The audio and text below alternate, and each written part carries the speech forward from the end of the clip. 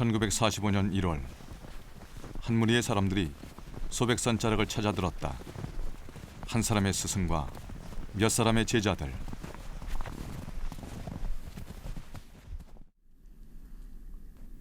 소백산 708m 고지에서 스승은 제자들과 함께 언 땅을 손수파 터를 닦고 초가 3칸 작은 법당을 지었다. 스승은 이곳에 자리 잡으면서 세 가지 큰 서원을 세웠다.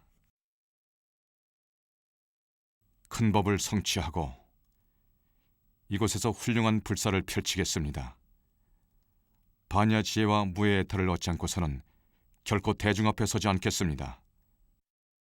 스스로 성취한 공덕은 모든 중생에게 회양하여 보리도의 이익을 얻게 하겠습니다.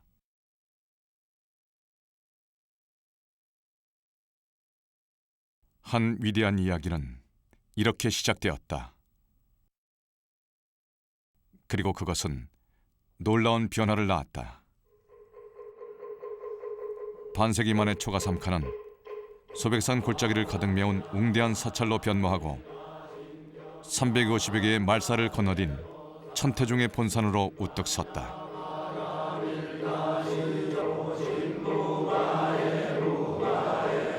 그리고 제자들은 스승이 열어놓은 그 길을 따라 오늘도 쉼없이 가르침을 쫓고 있다.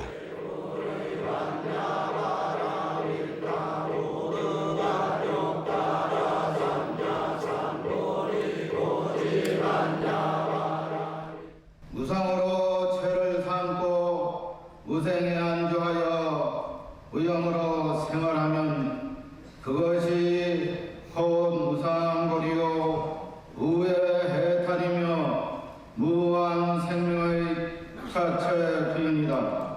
일심이 상청정하면 처처에 연하게 되라. 스승은 손을 들어 그렇게 대자유의 길을 열어보여 주셨으니 그가 바로 상월원각 대조사이시다.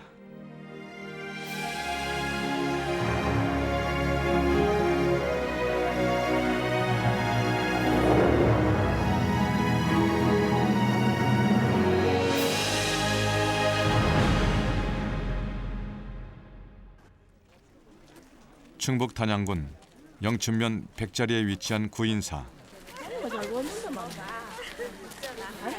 매년 정초에 이곳은 신년 할애를 오는 신도들로 가득하다. 설날뿐 아니라 특별한 법회가 있는 날이면 구인사 가는 길은 늘 발 디딜 틈이 없다.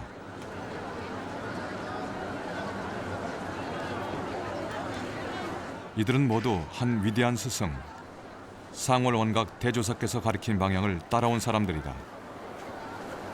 대조사의 말씀은 입에서 입으로, 마음에서 마음으로 건너가 무수한 중생들의 삶을 흔들어 깨웠고 그들이 부처를 만나게 하는 복된 징검다리가 되었다. 현재 천태종의 신도는 전국 각지에서 300여만을 헤아린다. 많은 세월이 흘렀지만 출가 제자든 제가 제자든 그 모두는 스승의 가르침 안에서 하나로 이어진다. 우리가 이 시대에 부유하고 중하고 또 이 시대에 부처님이 인연 맺어가지고 이 인연법 닦는 자리부터 그렇게 중요하다는 걸 알아야 이 남녀 노소로 마음하고 나의 한 가지 책임을 지고 이 시대에 살아가는 자. 정말 반세기 만에 이렇게 그런 300만 신도가 돼가지고 이렇게 정말 구인사가 웅장하고 장엄하게 정말 여타 종단에보다 최우수 종단으로서 발전된 것은 조사 스님의 법력이 아닌가 저는 이렇게 생각합니다. 올해 상월원각 대조사 탄신 100주년을 앞두고 천태종 산하 여러 사찰에서는 관세음보살을 부르는 염성소리가 드높다. 관세음보살을 100만 번 연호하는 관음주성 백만덕 수행. 이것은 모든 불자에게 남긴 스승의 유훈이었다. 지극한 마음으로 관음주성을 행하면 모두가 법을 얻을 것이라 설하셨던 스승. 그런 누구에게나 특별한 인물이었다. 이렇게 누가 여쭈면은 거기에 대해서 뭐 주저하시다 그런 게 없어요. 일사천리해. 어떻게 해. 탁탁 이렇게 그냥 뭐 그거 시원시원하게 완전 대장부 스타일 뭐 이러셨죠. 그러니까 박력이 있으시고 또 이렇게 카리스마 뭐 장렬 네. 대자비스러운 마음을 갖고 계시고 또 위엄도 아주 한량 없고 그다음에 그 따뜻한 마음이잖아요. 그것도 한량 없어요, 전부 다. 상월 원각 대조사. 그는 이전과는 전혀 다른 새로운 불교, 새로운 세상의 문을 열어젖히고 스스로 그 통로가 되셨다.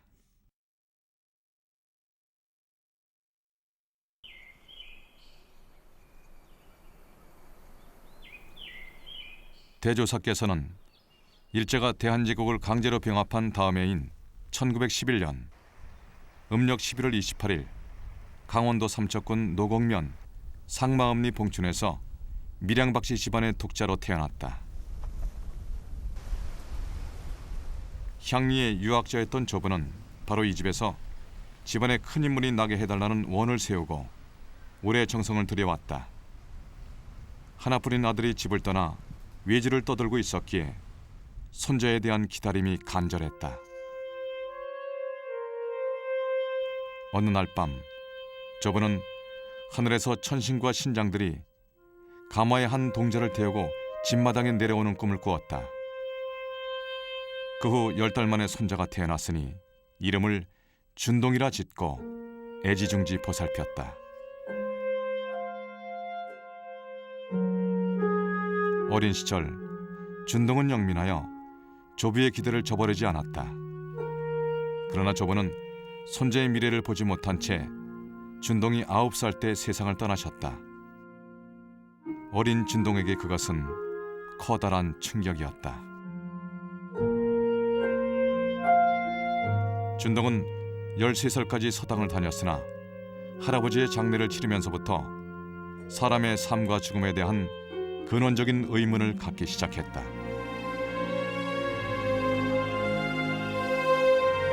그의 성장은 그가 안고 있던 삶에 대한 의문이 점점 더 커져가던 시기이기도 했다. 준동은 15살이 되던 해 여름 이 커다란 의문을 풀 수 있는 돌을 얻고자 수행의 길을 떠난다. 그는 마을 뒤 삼태산 깊은 골짜기로 찾아들어갔다. 100일을 채우지 못하면 내려오지 않으리라 작정한 수행이었다.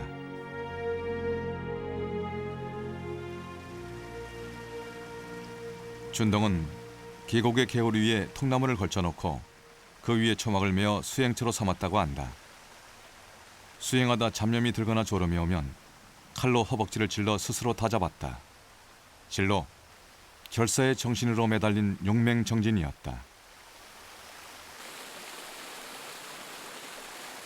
가지고 온 좁쌀 7대로 100일을 버티며 매진했던 수행.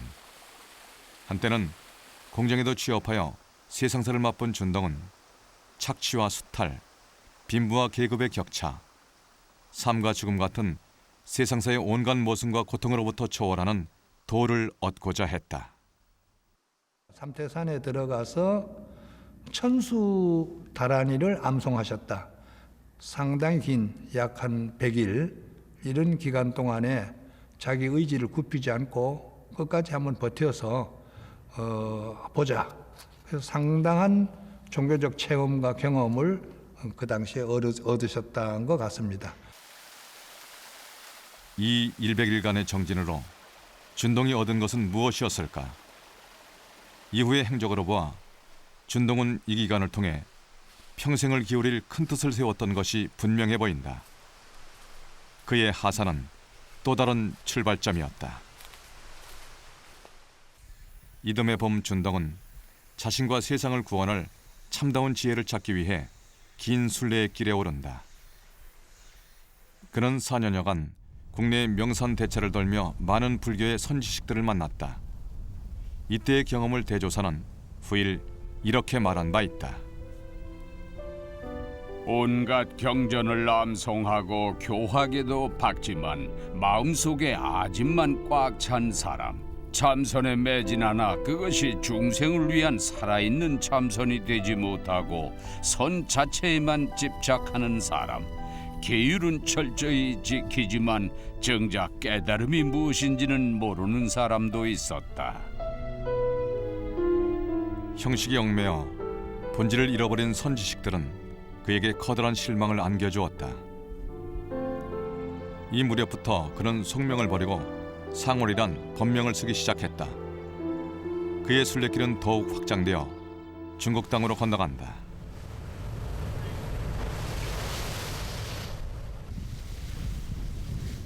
(1930년부터 6년여) 대조사께서는 중국의 불교 성지를 두루 주유했다. 절강성 주선열도에 있는 보타산도 그 중에 한 곳이다.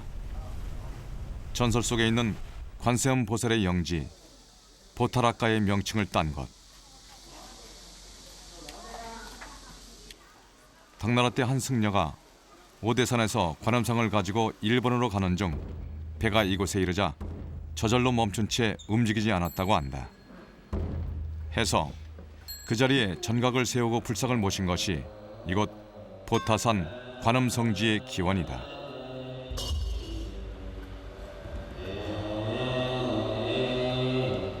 대자 대비로 일체 중생을 구제할 것을 서원한 부처이신 관세음보살.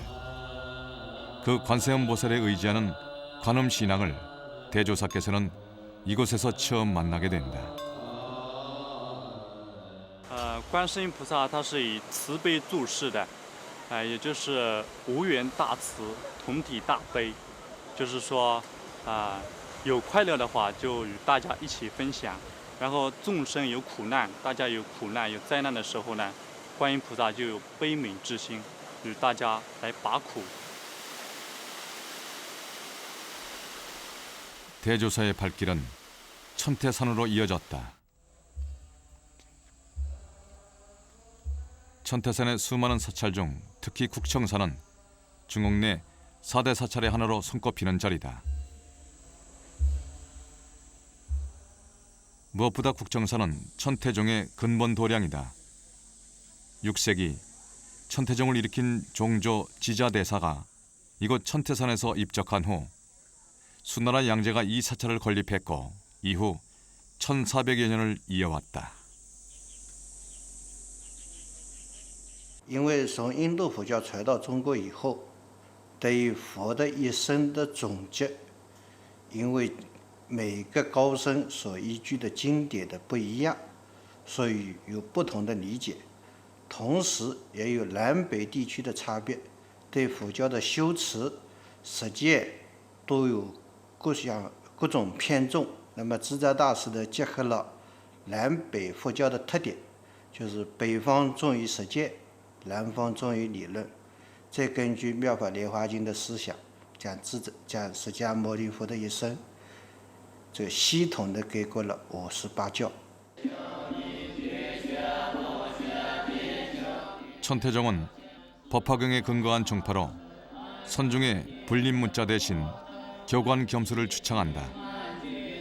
천태종은 중국과 이웃나라에 큰 영향을 끼쳤으니 우리나라에서도 고려, 신라의 여러 스님들이 이곳에 와 수학했고 고국에 천태종을 전했다. 대조사께서 접한 천태 지자대사의 사상, 그것은 대조사와 천태종과의 첫 만남이었다.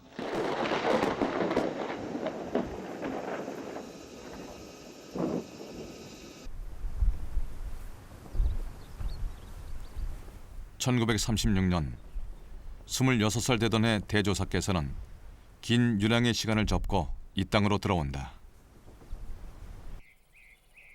그가 돌아온 고국은 일제강점기 식민지 땅이었다. 일본이 2차 세계대전에 뛰어들고 일제의 감시를 피해 떠도는 일도 수월하지 않게 되자 1941년 봄 대조사께서는 태백산 줄기 한석굴로 찾아든다. 그 옛날 원효 대사가 수도했다고 전해지는 곳.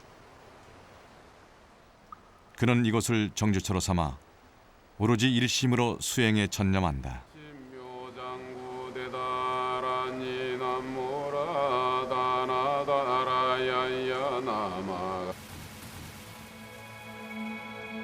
그리고 이듬해 가을 어느 날 대조사께선 밤인 듯 낮인 듯 꿈인 듯 생시인 듯 놀라운 경험을 한다.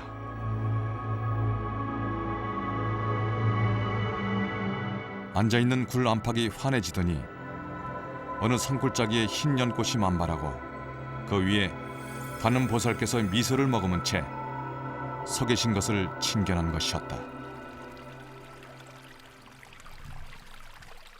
그가 본 그 골짜기가 바로 오늘날 구인사가 있는 소백산 구봉팔문 백자동 계곡의 연화지다.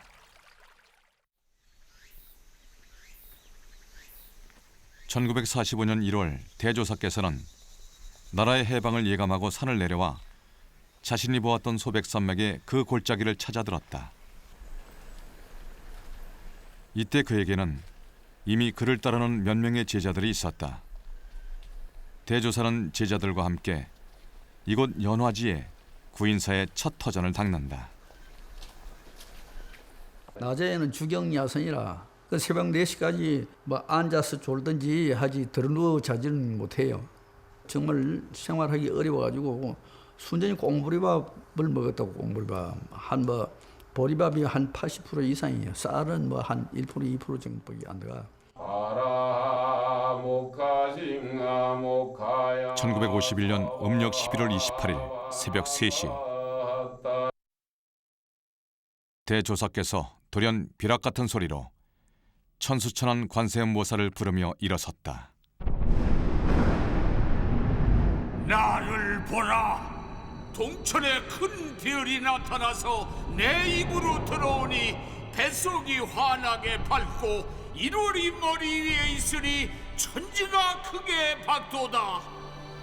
천상천하 유화독전 내가 탄생했다. 바로 대각의 순간이었다. 환해지더래. 삼천대천 세계가 막 환해지는 게 시방세계가 환한 게. 그래가지고 거기서 이제 그날 대각을 하신 거예요.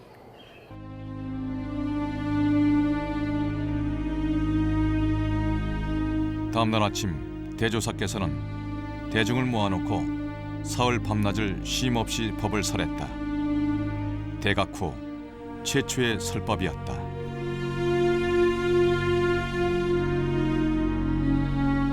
이때 대조사가 강조한 것은 나 하나, 오직 나 하나가 중요하다는 것이었다.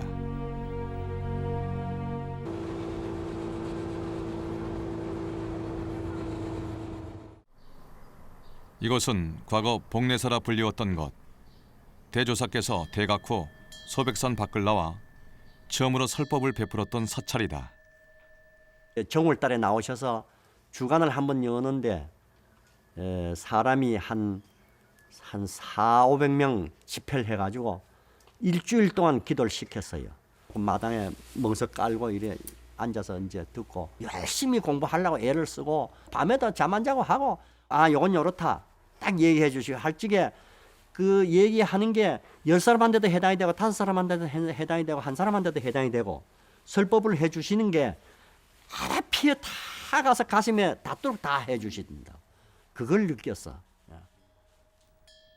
복례사는 종단의 첫 말사로 등록되었고 후일 사명을 성화사로 바꾸었다.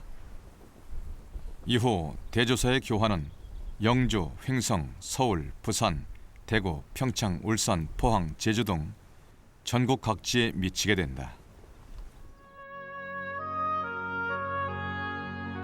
이와 함께 전국 방방곡곡에서 구인사를 찾아오는 신도들이 폭발적으로 늘어나기 시작했다.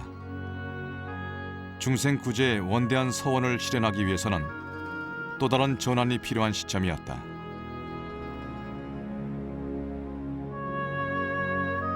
이것은 60년대 후반의 구인사 모습이다. 이때 사진에서 일지문에 선명하게 새겨진 천태종 대각불교 포교원이란 이름을 만날 수 있다. 대조사의 선택은 바로 새로운 종단 천태종의 중창이었다. 1966년 8월 30일은 구인사를 본산으로 한 한국 천태종의 역사가 새롭게 시작된 날이다. 대조사께서 고향을 떠나 순례길을 떠난 지 언 40년 만의 일이었다.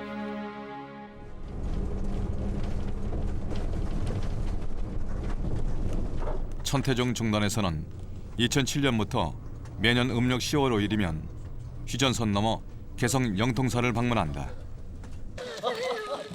고려시대 대가국사 의천은 중국에서 불법을 공부하고 돌아와 이곳 개성에서 고려 천태종을 개창했다. 영통사는 그가 출가하고 열반한 곳이다. 오늘은 대가국사의 열반제가 있는 날이다.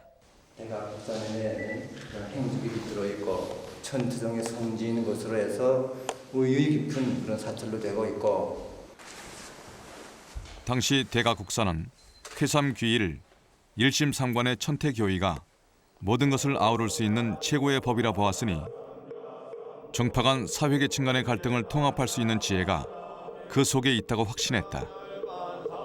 대가국사의 뜻은 조선 초까지 오롯이 계승되어 조계종과 나란히 불교의 양대 산맥을 이루었다. 그러나 조선주의 불교 탄압이 극심해지면서 천태종은 이윽고 역사 속에서 사라지고 만다. 6세기 중국의 지자대사가 선과 교를 통합하여 천태종을 일으켰고, 그 교의는 11세기경 대가국사 의천에 의해 이 땅에 이어졌다. 그러다 끊어져 버린 천태종의 맥. 상월 원각대조사는 끊어졌던 그 한국 천태종의 맥을 이은 것이다. 대조사께서는 새 불교운동의 구체적인 지표로서 애국불교, 생활불교, 대중불교를 내세웠다. 이 시대를 사는 민중의 가슴에 가장 쉽게, 가장 가까이 다가설 수 있는 현실적인 불교. 당신께서는 천태종의 새불교, 참신앙운동이 한국 불교사의 새로운 새벽이 되기를 바랬다.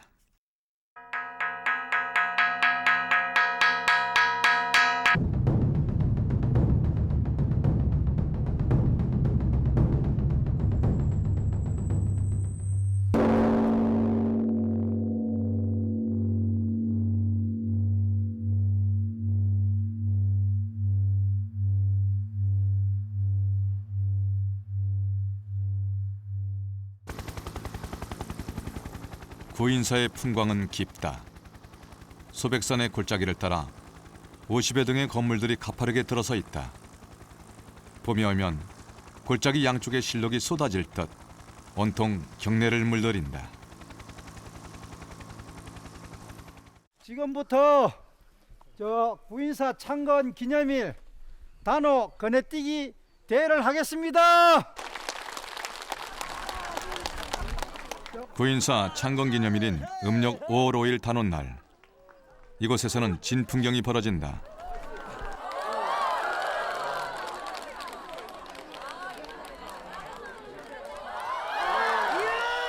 청량한 5월 하늘 아래 스님들과 신도 대중들이 격이 없이 어울려 즐거움을 나눈다. 권위적 태도를 벗어버린 스님들은 참으로 인간적인 모습들이다.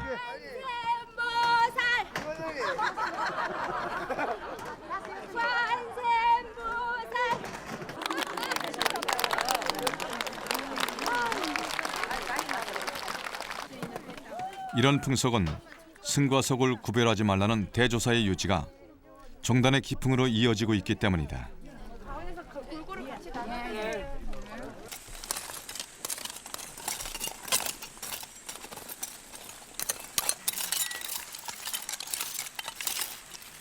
승속의 구별 없음은 노동에서도 마찬가지다. 낮에는 밭을 갈고 밤에는 수행을 하는 생산적인 삶. 주경야선은 천태종의 가장 큰 특징 중에 하나다. 종단에서 실시하는 안거 수행 역시 스님과 제가불자들이 함께 참여한다. 부처가 되는 공부에 출가와 제가의 구분은 필요 없다는 생각. 이 합리성이 천태종의 독특한 종풍을 이루고 있다. 조아스님께서는 애국도 대단히 중요하게 이렇게 생각하셨고, 또 생활, 또 대중 이건 엄청나게 중요하게 생각해서 사부대중이 공이 그렇게 수행하도록 만들었고, 그다음에 또 성과 속이 하나다고 하는 그런 그 말씀을 많이 하셨습니다. 성유와 속인과 하나다. 1년에 2번 열리는 정의회 정기총회.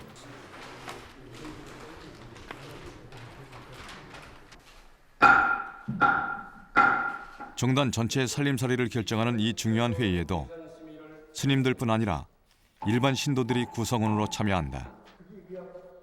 타 정단에서는 볼 수 없는 천태정만의 전통이다. 대비해서 잔액 처리가 돼야지. 이 문제는 조금 잘못됐다고 제가 우선 지적을 하고, 스님 의원들과 같이 재반 권한을 갖고 종단 발전을 위해서 심의하고 또 법 제정을 하고 또 이에 사업 계획을 수립해서 그걸 의결할 수 있는 그 권한을 저희들한테 줬기 때문에 우리들도 이렇게 참여해서 일을 하고 있습니다.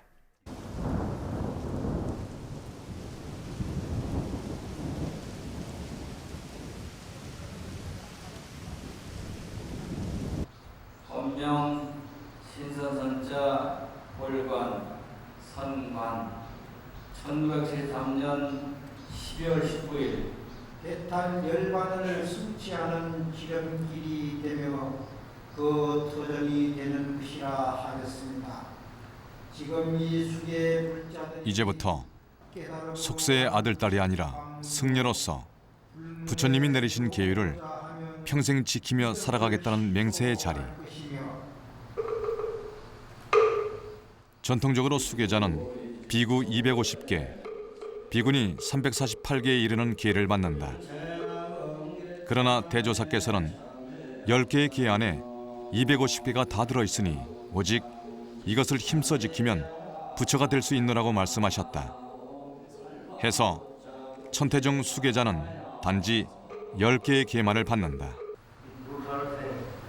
살생을 하지 말라. 이것이 스님에게 지킴이니라. 예, 지키겠습니다. 불붙고 어둡기를 하지 말라. 이것이 스님에게 지키겠느냐. 예, 지키겠습니다. 이것이 바로 천태종에서만 행해지고 있는 10개의 계, 십선계다. 지키겠습니다. 예, 지키겠습니다.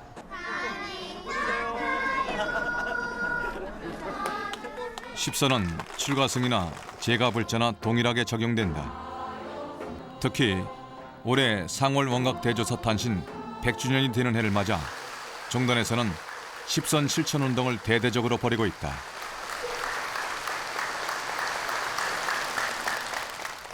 그 계를 최초의 계법이라고 계율이다 이렇게 얘기하는데 이것을 칠불통계라고 이렇게 얘기합니다. 십선 계는 이 칠불통계로부터 기인하며 그러므로 이는 불교에서 가장 기본적으로 지켜야 할 보편적 계율을 의미한다. 살생하지 않으며 도둑질하지 않으며 남녀의 도를 물랑케 하지 않으며 거짓말을 하지 않으며 현란한 말을 하지 않으며 험담을 하지 않으며 이간질을 하지 않으며 탐욕을 부리지 않으며 화를 내지 않으며 그릇된 견해를 가지지 않겠다는 서약이다. 한평생 실천하며 정진해 나갈 것을 다짐합니다. 누구나 쉽게 부처의 길에 동참하게 하는 것. 천태종에서 주창하는 생활과 함께하는 불교. 대중과 함께하는 불교의 방법론은 거기서부터 출발한다.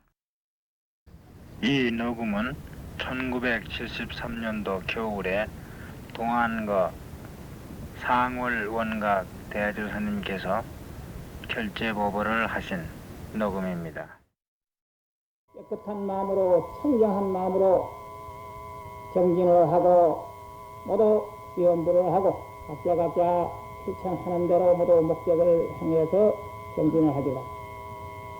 모든 것을 망상을 딱 다스리고 앉아서 일반 신자들은 관세음보살 관음주성을 이것을 가지고 독송을 하도록 이렇게. 그래서 일이나 물러나고 백만독을 찬하고 이렇게 독송하도록.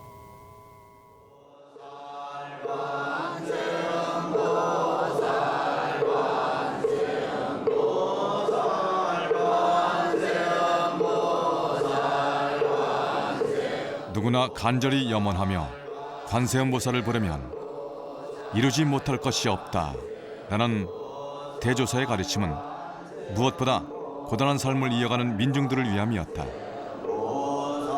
가난한 자와 부자를 구별하지 않으며 지식이 있고 없음에 차별을 두지 않는 수행법, 그것이 관음주성이었다.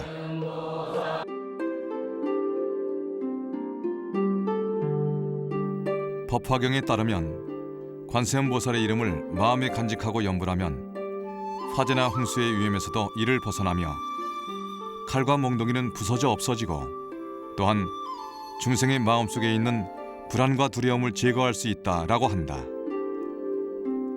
관음주성 백만독을 하면 이루지 못할 것이 없다는 대조사의 가르침은 바로 여기에서 연원한다. 염불을 한다든지 절을 한다든지 이런 것들은 단순한 육체적 운동이 아니에요. 이거는 사실 정신과 육체 이렇게 하나로 돌아가는 것을 경험하는 어떤 통로라고 생각합니다. 그런 점에서 저는 그것이 굉장히 근대적이었고 현대적이었고 동시에 과거에도 해왔던 방식이죠. 그러니까 대승불교에 있어서 불명경이라는 경전이 있습니다. 경전 전체가 부처님 이름만 쫙 나열되어 있어요. 그건 결국 뭘 쓰였을까? 이 경전을 갖고 뭘 했을까? 그건 독송을 했습니다. 연불 독송을 하면서 말하자면은 어떤 새로운 자기 몸의 변화들을 경험했던 그런 것이 이제 전 대승불교의 한 큰 축이었고.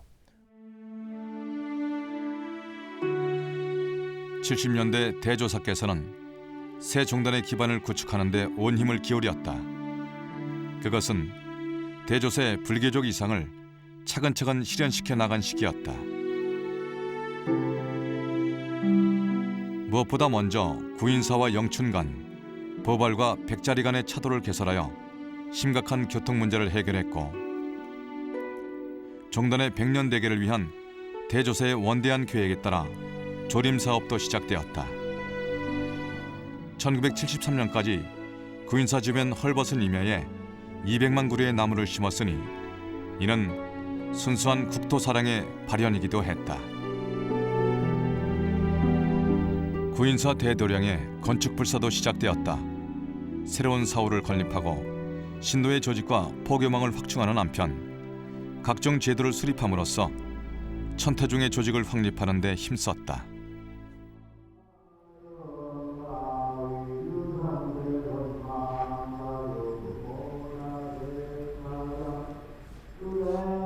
구인사가 종단의 총본산으로서의 면모를 갖추면서 대조사의 일정도 더욱 바빠졌다. 그러나 대조사께서는 친견을 원하는 신도들이 있으면 밤이 오고 새벽이 올 때까지 일일이 만나는 자상함을 잃지 않으셨다. 제자들 이 수행에는 아주 엄격하셨고 또 이 가난하고 또 몸이 아프신 분 이런 분들한테는 그 이상 없이 자상하셨어요. 그러니까 누구나 대조사님을 한번 보신 분은 다 호감을 가지고 한 번 더 뵙기를 원하고.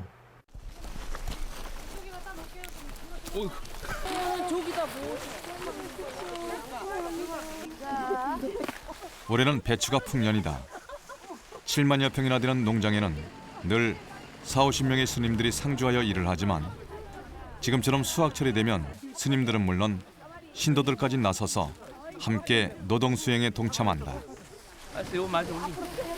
신도들 많이 오시잖아요.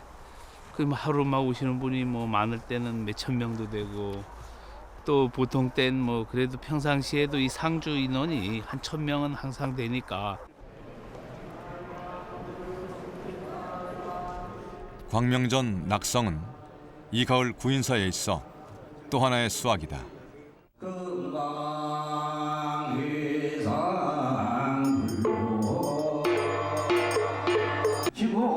2003년에 시작하여 7년간에 걸친 대불사. 그것은 신도들의 오랜 바람이 모이고 모여 마침내 이루어낸 대역사였다.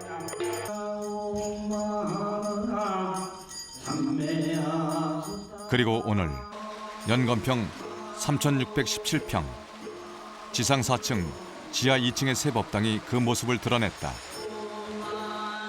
이곳에 모신 새로운 부처님과 함께 새로운 시간이 시작된 것이다.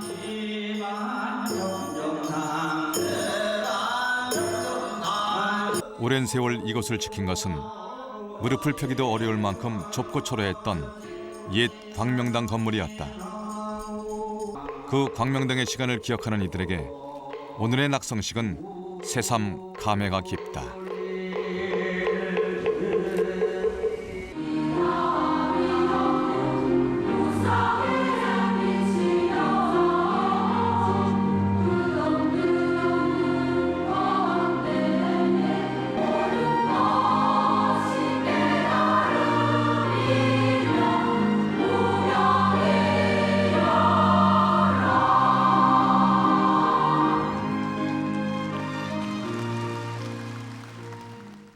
(38년) 전 1973년 음력 11월 28일 바로 이 자리 광명당.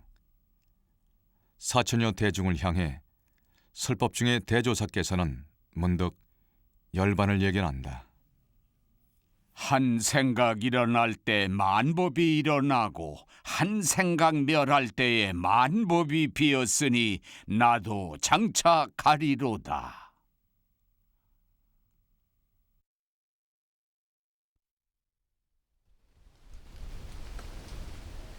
며칠 뒤 동안거 수행 대중 앞에서 대조사께서는 또 이런 말씀을 남겼다. 앞으로 나의 설법을 직접 들을 기회가 없을지도 모른다. 그러나 내가 먼 곳으로 떠나가서 있더라도 퇴굴심을 내지 말고 모두 스스로 항상 반성하여 마음자리를 바로잡아야만 한다.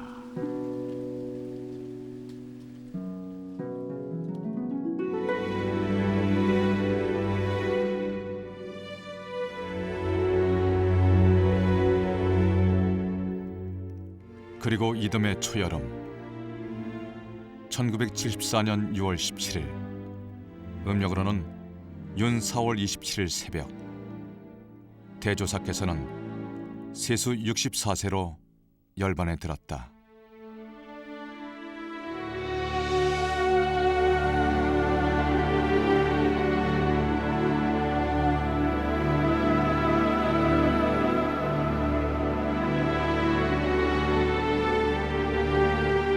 천태종 중창 9년째 되던 해였다. 생전에 남기신 열반계는 이러했다. 모든 부처님이 세상에 나오시지 않았고 또한 열반에 드신 일도 없다. 나고 죽음이 본디 텅 빈 것, 찾다가 비는 저 달과 같도다.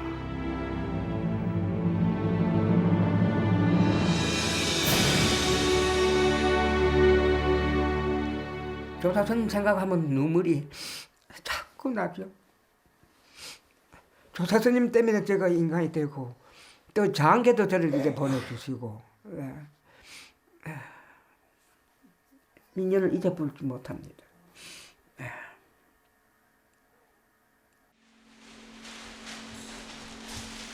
대조사께서 쓰시던 유품들은 오늘날까지 구인사에 소중하게 보관되고 있다.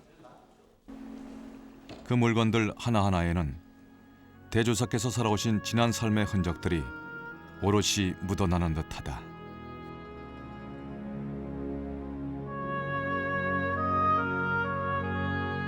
(6.25) 전쟁 후 산을 갈아 밭을 일굴 때 입으셨던 옷. 거친 삼배적삼에는 당시의 칡물빛이 선연하다. 실천하고 생산하는 불교를 직접 살아내신 증거다. 당신께서 걸어오신 삶의 길에서는 노동과 기도가 서로 다르지 않고 생활과 구도가 서로 다르지 않았다.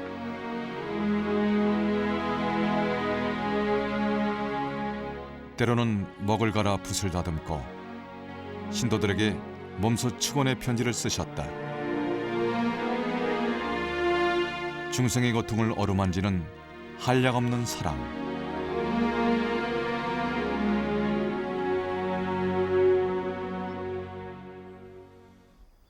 대조사의 유해는 생전의 유언대로 구인사를 굽어보는 소백산 영취봉에 안장되었다. 새로운 시대에 맞는 계율과 수행법과 정풍으로 불교 전체를 일신하신 대조사께서는 우리 시대를 찾아오신 또 한 분의 보살이며 부처님이셨다.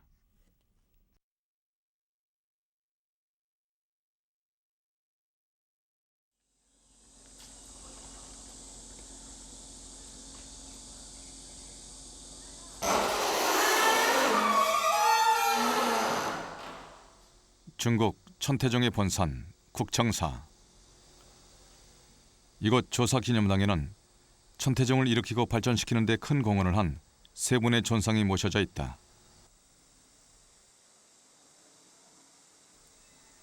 천태종의 계조 지자대사를 중심으로 고려 천태종을 개창한 대각곡사, 그리고 천태종을 중창한 상월 원각 대조사의 상이 자리를 함께하고 있으니 대조사가 남긴 정신적 유산은 천태종의 역사 속에 길이 기억되고 있다.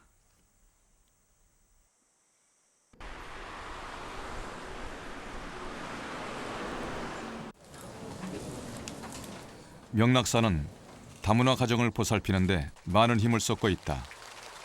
한글 사경 대회도 그 일환이다.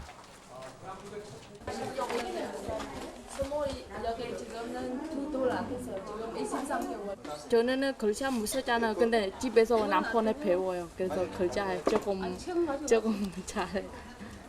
모든 인종차별 없이 같이 함께 갈 수 있는 문화를 중생제도의 5조 청생 부재중생의 깊은 뜻이 있다고 생각합니다. 이것을 우리는 조사스의 유지를 받들어서 실천하는 데 큰 의의가 있다고 생각합니다.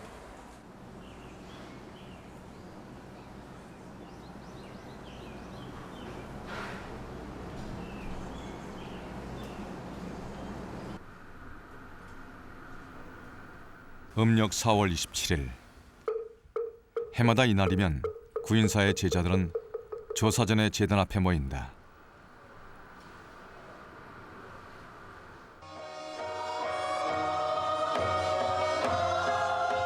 모든 변화의 처음에 한 사람이 있었다. 천태의 뭇 제자들은 그로부터 뻗어나간 뿌리이며 줄기이며 잎이다. 스승은 가셨으나 가르침의 숲은 여기 이곳에 남아있다. 그 숲은 우리들의 마음밭에서 고해의 세상 속에서 또 다른 씨앗을 낳고 나오며 날로 더 푸르러질 것을 믿는다.